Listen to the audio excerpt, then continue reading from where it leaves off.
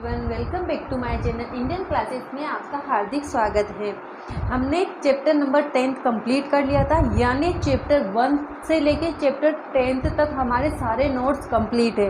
और वो आपको कहाँ मिलेंगे? वो आपको इंडियन क्लासेस की प्लेलिस्ट में मिलेंगे। तो आपको सबसे पहले इंडियन क्लासेस को सब्सक्राइब करना है और फिर उसकी प्लेलिस्ट में जाओगे तो आपको सारी वीडियोस और शानदार नोट्स के साथ मिल जाएगी। आपको कैसे नोट्स बनाना है? आपको सबसे पहले उस पूरी वीडियो को देखनी है। 15-16 मिनट की वीडियो होती है, कोई ज़्यादा टाइम की वीडियो नहीं होती। तो उसे स्टार्टिंग में पूरी वीडियो देखनी है, फिर उसके बाद लिखना स्टार्ट करना है। जब आप पूरी वीडियो देख के आधा तो उसमें ही समझ जाओगे, वीडियो देखोगे तो आपको पूरी जो लिखा हुआ है, जो समझाया जा रहा है, वो पूरा समझ में आ जाएगा। उसके बाद लिखोगे तो आपको दोबारा पढ़ने की ज़रूरत नहीं पड़ेगी। तो सबसे पहले नोट्स बनाने का यही सबसे बेस्ट तरीका होता है कि सबसे पहले हम उस पूरी वीडियो को देखें एक बार, फिर देन नोट्स बनाएं, है ना। तो हमारा चैप्टर नंबर 10 कंप्लीट हो गया था। आज हमारा चैप्टर नंबर 11 स्टार्ट होने वाला है और इसी चैप्टर को भी हम जैसे अगले चैप्टर को कंप्लीट किया था उसी तरीके से हम इसको भी पार्ट में कंप्लीट करने वाले हैं, है ना। देखिए, आपके कुछ जो चैप्टर है वो लेंथी है, इसीलिए मैंने इनको पार्ट में डिवाइड कर दिया है, इसीलिए मैं इनको पार्ट में पढ़वाती हूँ, है ना। तो आपको भी पढ़ने में दिक्कत ना हो। बहुत सारी चीज़ें एक साथ समझने में किसी बच्चे को दिक्कत हो सकती है, लेकिन हम अगर थोड़ा थोड़ा करके समझेंगे तो पूरा चैप्टर आसानी से समझ में आ जाएगा। चलो, हमारा चैप्टर नंबर 11 स्टार्ट करते हैं। चैप्टर नंबर 11 का नाम है मानव नेत्र तथा रंग बिरंगा संसार, है ना। मानव है, मानव के नेत्र। क्या आँखों के बिना हमारा जो संसार है वो रंग बिरंगा हो सकता है? तो हमारा जवाब आएगा नहीं, है ना। जब हम किसी चीज़ को देख ही नहीं पाएंगे तो क्या वो चीज़ हम महसूस कर सकते हैं, उसका आनंद उठा सकते हैं? अगर हम चीज़ों को नहीं देख सकते हैं तो हमारे वातावरण में कितना ही रंग बिरंगे फूल खिले हो, कितना ही वातावरण शुद्ध हो, कुछ भी हो, हम नहीं देख सकते। तो सबसे इस रंग बिरंगे संसार को देखने के लिए हमारे शरीर में एक यंत्र यानी एक अंग है, इसे नेत्र कहा जाता है। तो इसको पूरी डिटेल में पढ़ना है और इस चैप्टर को नहीं छोड़ना। इस चैप्टर में से कम 5 नंबर यानी का क्वेश्चन पूछा ही जाता है, तो इस चैप्टर को नहीं छोड़ना। ये इम्पोर्टेंट चैप्टर है और इसके नोट्स जैसे मैं बना रही हूँ वैसे ही आपको बनाते हुए चलना है। तो आइए स्टार्ट करते हैं। मानव नेत्र क्या होता है? मानव नेत्र अत्यंत मूल्यवान सुग्राही ज्ञानेंद्रिय है। आंखें हमें हमारे चारों ओर रंग बिरंगे संसार को देखने योग्य बनाती हैं। यह नेत्र गोलक की स्थिति में होती है। अब गोलक क्या होता है, ये हम नेत्र की संरचना में आगे पढ़ने वाले हैं कि गोलक क्या होता है। नेत्र गोलक का व्यास लगभग 2.3 होता है। मानव नेत्र के कौन कौन से भाग होते हैं और इन भागों का क्या कार्य होता है? जो भाग होते हैं उन सब अलग अलग भाग का अलग अलग कार्य होता है ना। तो हम उन्हीं को पढ़ेंगे कि मानव नेत्र में कितने भाग होते हैं और उनके क्या कार्य होते हैं। सबसे पहले आता है कॉर्निया, इसे श्वेत मंडल कहते हैं। जब हम आँख को देखते हैं तो हमें वाइट कलर का दिखाई देता है, जिसे हम हीरा बोलते हैं ना, उसके चारों ओर हमें वाइट दिखाई देता है, तो इसे बोला जाता है कॉर्निया। यह नेत्र के अग्रभाग पर एक पारदर्शी झिल्ली है। नेत्र में प्रवेश करने वाली प्रकाश किरणों का अधिकांश अपवर्तन कॉर्निया के बाहरी पृष्ठ पर होता है। मतलब ये क्या कार्य करती हैं? जो किरणें आपतित होती हैं उसका अपवर्तन का मतलब होना कॉर्निया पर वो किरणें जो आपतित होती है। मैंने अपवर्तन और परावर्तन चैप्टर नंबर 10 में बहुत अच्छे से समझाया है, तो आप पहले चैप्टर नंबर 10 को देखना। उसके बाद आता है लेंस। यह एक उत्तल लेंस है जो प्रकाश को रेटिना पर अभिसारित करता है। और मैंने चैप्टर नंबर 10 में उत्तल और अवतल लेंस में अंतर भी बताया है, जो बहुत ही इंपॉर्टेंट क्वेश्चन है, पूछा जाता है। ठीक है, यह एक रेशेदार जहेली वृत्त पदार्थ का बना होता है। लेंस केवल विभिन्न दूरियों पर रखी वस्तुओं को रेटिना पर फोकसित करने के लिए आवश्यक फोकस दूरी में सूक्ष्म समायोजन करता है। अगला आता है परितालिका। कॉर्निया के पीछे एक गहरा पेशी डायाफ्राम होता है जो पुतली के आकार को नियंत्रित करता है। क्या करता है? कॉर्निया के पीछे कौन सा भाग होता है? परितारिका, जो कौन सी आकृति का होता है? डायाफ्राम आकृति का होता है, और ये पुतली के आकार को नियंत्रित करता रहता है। पुतली क्या होते हैं? पुतली आंख में प्रवेश करने वाले प्रकाश की मात्रा को नियंत्रित करती है। जितना प्रकाश हमारी आंखें झेल पाती है उतना ही प्रकाश हमारी आंखों के अंदर जाना चाहिए।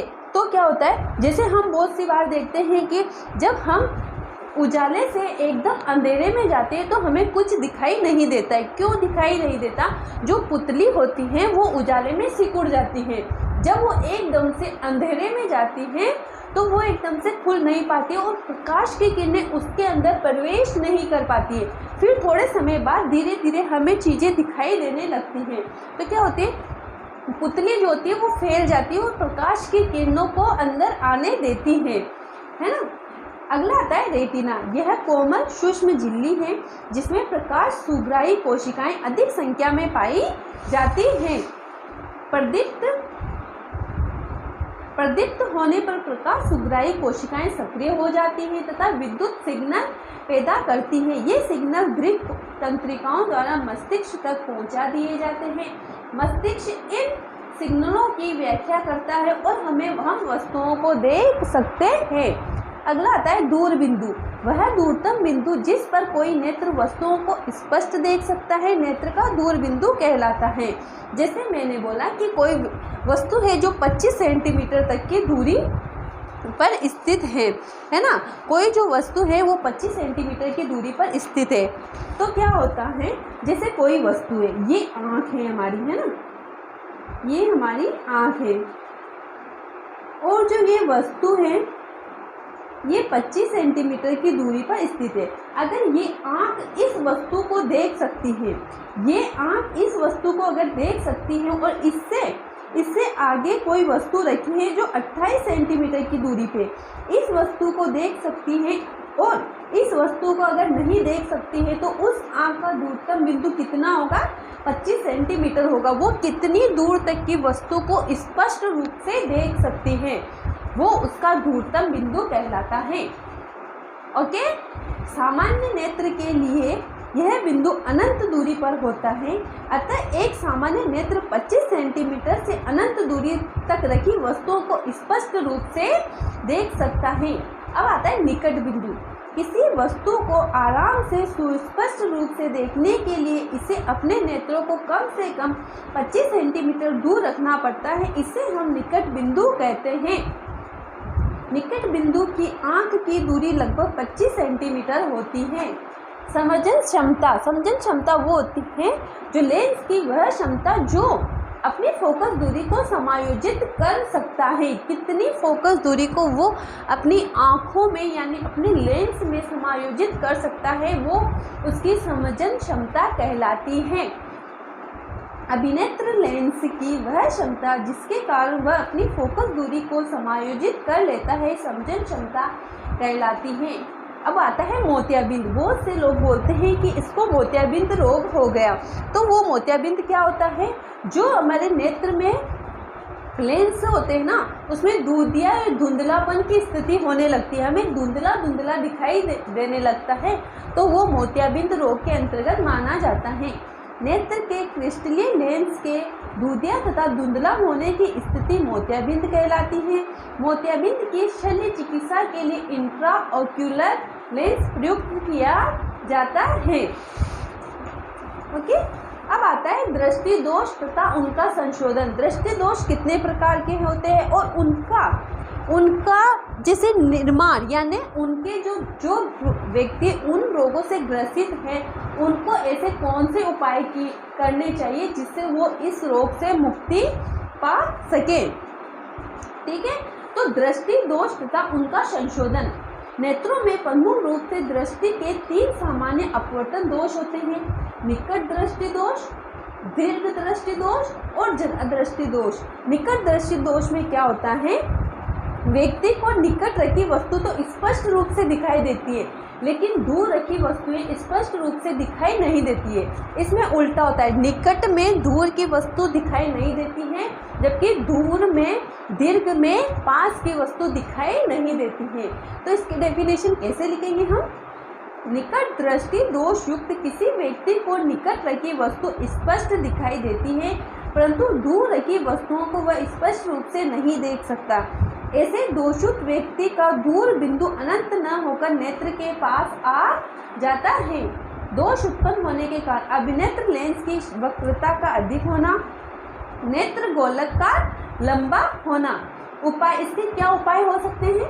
इस दोष को किसी उपयुक्त क्षमता के अवतल लेंस का उपयोग करके संशोधित किया जा सकता है, यानी उत्तल लेंस का उपयोग करके निकट दृष्टि दोष को हटाया जा सकता है। दीर्घ दृष्टि दोष को दूर दृष्टि दोष भी कहा जाता है। इससे ग्रसित व्यक्ति को दूर की वस्तुएं स्पष्ट दिखाई देती है, परंतु निकट की वस्तुओं को स्पष्ट रूप से नहीं देख सकता। दोष उत्पन्न होने के कारण इसके क्या कारण हो सकते हैं? अभिनेत्र लेंस की फोकस दूरी का ज़्यादा हो जाना और नेत्र गोलक का छोटा हो जाना। इसके क्या उपाय हो सकते हैं? इस दोष को उपयुक्त क्षमता के अभिसारी उत्तल लेंस का प्रयोग करके संशोधित किया जा सकता है। अगला है जरा दृष्टि दोष। इसमें क्या होता है? ना तो पास की वस्तु को दिखाई देती है, ना ही दूर की वस्तु दिखाई देती है। इस दोष से ग्रसित व्यक्तियों को न तो निकट की वस्तु स्पष्ट दिखाई देती है और न ही दूर की वस्तुएं स्पष्ट दिखाई देती है। इस दोष को जरा दृष्टि दोष कहते हैं। इसके क्या उपाय हो सकते हैं? इस दोष को उपयुक्त क्षमता में डिफोक्सी लेंस का प्रयोग करके संशोधित किया जा सकता है। तो ये हमारा पार्ट 1 कंप्लीट हो गया है। अगर आपको नोट्स बनाने हैं तो मैंने पहले ही बताया, पूरी वीडियो को देखना है एक बार, फिर आपको सब समझ में आने लगेगा। और ये बहुत ही इम्पोर्टेंट चैप्टर है। अगर आपको वीडियो अच्छी लगे तो वीडियो को लाइक करना है, शेयर करना है और कमेंट करना है। जय हिंद।